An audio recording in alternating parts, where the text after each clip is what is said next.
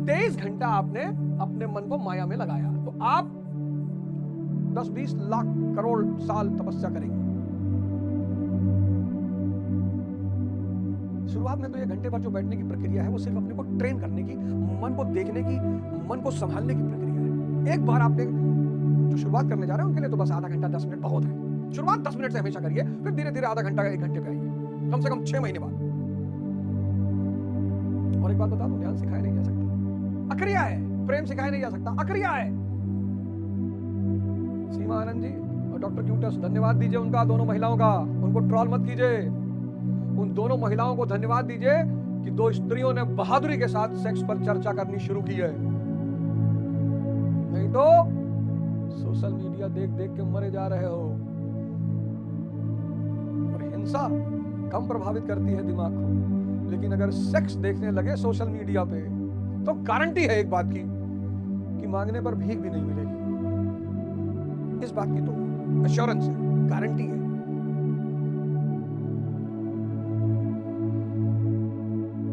इन 2 महिलाओं का धन्यवाद दो, इनको ट्रोल मत करो पैसा कमाने के चक्कर में।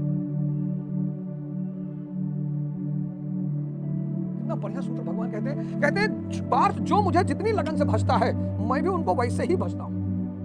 मतलब अब खाना खा रहे हो, ध्यान में खा लो। सिर्फ पढ़ाई पे ध्यान क्यों लगा रहे हो? आज का आदमी क्यों परेशान है? ये जो प्रीमेच्योर शीघ्र पतन की दवा ढूंढ रहा है, वो कह रहा है 23 घंटे में बदतमीजी करूं पूरी दुनिया की, और फिर 1 घंटा मेरे मन को यार थोड़ा सा, जब मैं प्रेम करने जाऊं तो दुनिया की सारी बातें गायब हो जाए और फिर मैं टाइसन बन जाऊं। ना हो पाएगा चाचा, जा रहे लोग। ध्यान का गिफ्ट है प्रेम।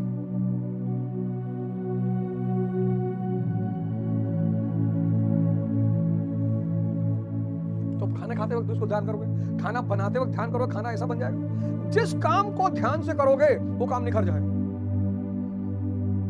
चाय की दुकान लगा जाएगा, ध्यान में बनाओ चाय की दुकान, शाम तक 500 लोग तुमसे चाय पी के जाएंगे। भैया बनाया वो, तुमको भी बड़ा आश्चर्य होगा कि यार वही चाय पत्ती वही चीनी, कहां से इसको मजा आ रहा है।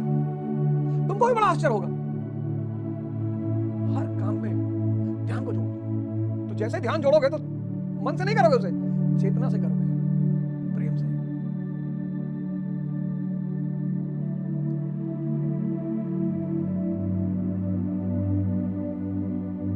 तुम चाहते हो कि सिर्फ पढ़ाई ध्यान, 2 चीजें हम ध्यान में कर लें, उसके बाद एक तो प्रेम और एक पढ़ाई।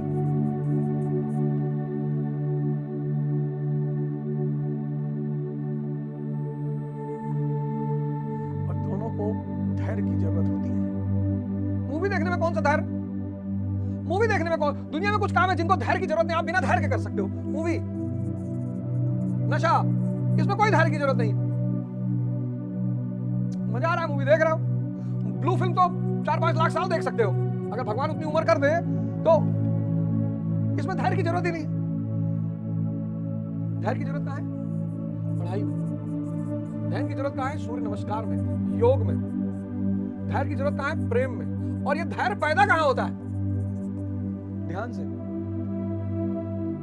सिंपल सा सिद्धांत है सर, धैर्य पैदा होता है ध्यान से, ध्यान से।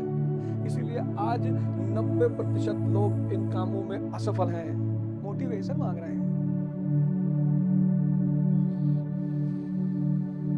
अभी तक तो लिव इन चल रहा था, अब एक नया समाज में सिस्टम आ गया, यूनिकॉर्न रिलेशन। मतलब हस्बैंड वाइफ, और फिर उसमें से वाइफ अपने किसी दोस्त को बुलाएगी।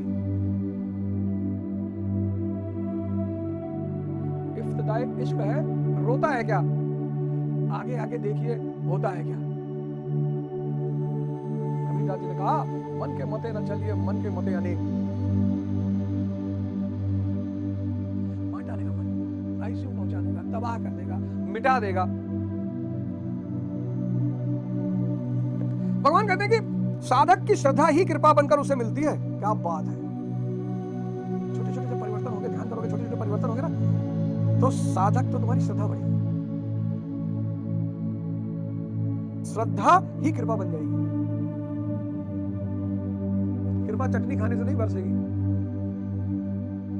किसी बाबा के पैर में 24 घंटा पड़े रहने से नहीं बरसेगी। श्रद्धा कृपा बनेगी। और श्रद्धा कैसे बनेगी? तुम साधना करोगे, छोटे छोटे परिणाम दिखाई पड़ने लगेंगे।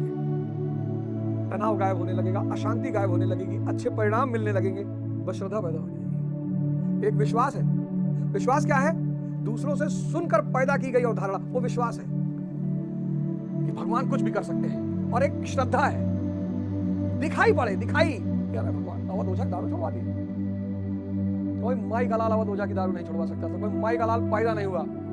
बहुत लोग आए हमसे कहे हमें नहीं पीना चाहिए, बर्बाद कर देती है। हम पिए हो कभी? नहीं, हम तो नहीं पीते। अब कहाँ मुर्दा जैसी बातें कर। भगवान की असीम लीला हो गई, असीम।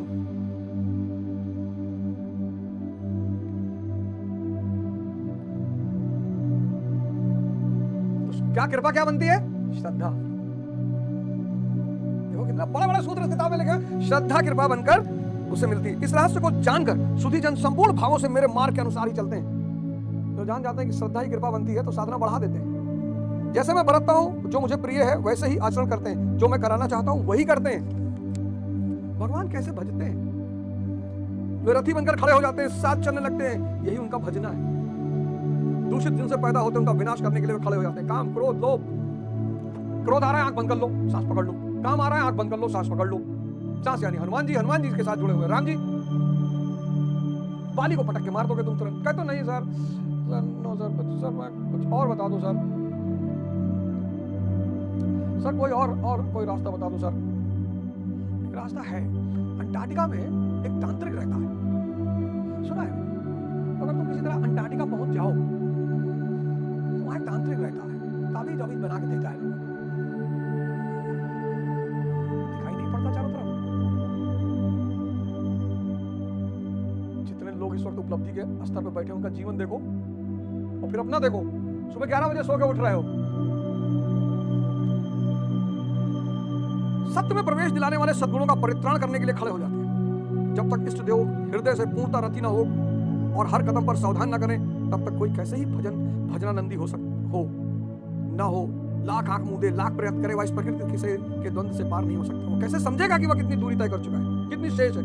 इष्ट ही आत्मा से अभिन्न होकर खड़े हो जाते हैं और उसका मार्गदर्शन करते हैं कि तुम यहां पर हो, ऐसे करो, ऐसे चलो। फिर इष्ट शब्द है।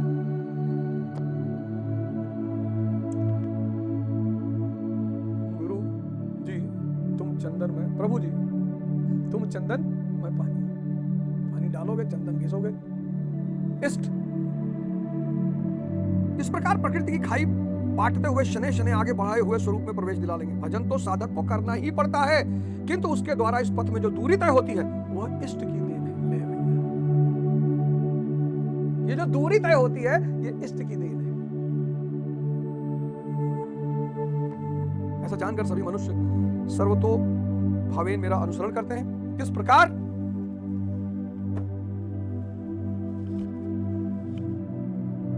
आ जाओ सर, आपको निमंत्रण दे रहा हूं, आ जाओ।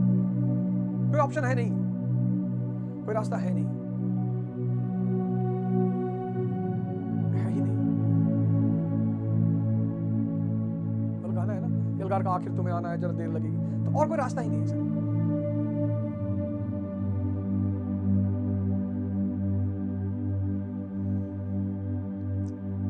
इसीलिए जो पैसे वाले लोगों ने प्रोटोकॉल शब्द बनाया है कि जो पैसे ने उनको करीब मत आने दो, उनको हमारा दुख दिखाई पड़ जाएगा।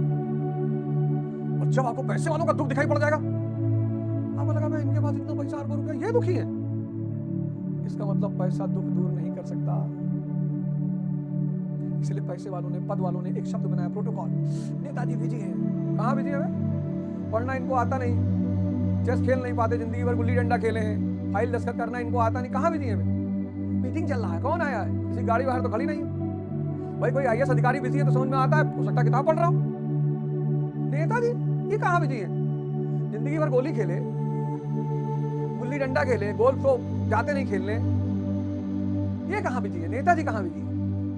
लेकिन ये शब्द इसलिए बनाया गया है कि बिना पैसे वाले पैसे वालों का कष्ट ना देख पाए और उनका ये भ्रम बना रहे कि पैसा आ जाएगा तो सुख आ जाएगा। नहीं चाचा, ज्ञान आ जाएगा तो आनंद आ जाएगा। अगले एपिसोड में आपसे फिर मुलाकात होगी। जय हिंद, जय भारत। लेकिन आप जितने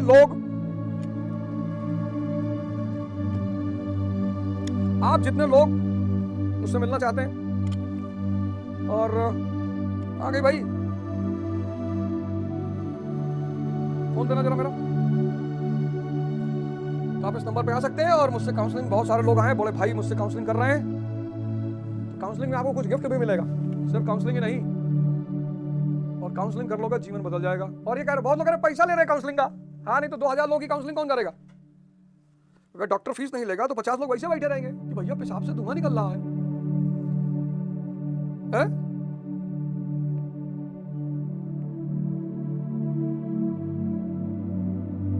क्यों?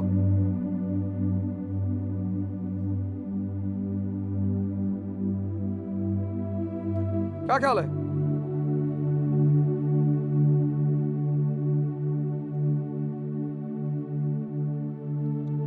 तो मैं फोन नंबर लिख देता हूं। हाँ, 9217046989। ये व्हाट्सएप नंबर है, आप इस पर मैसेज कर सकते हैं और किसी भी चीज की आप काउंसलिंग कर सकते हैं। आप तैयारी कर रहे हैं, आप पढ़ाई कर रहे हैं, आपके जीवन में संकट चल रहा है, आपके वैवाहिक जीवन में संकट चल रहा है, आपको 10 मिनट का टाइम दिया जाएगा। कहानी नहीं सुनानी है, 10 मिनट।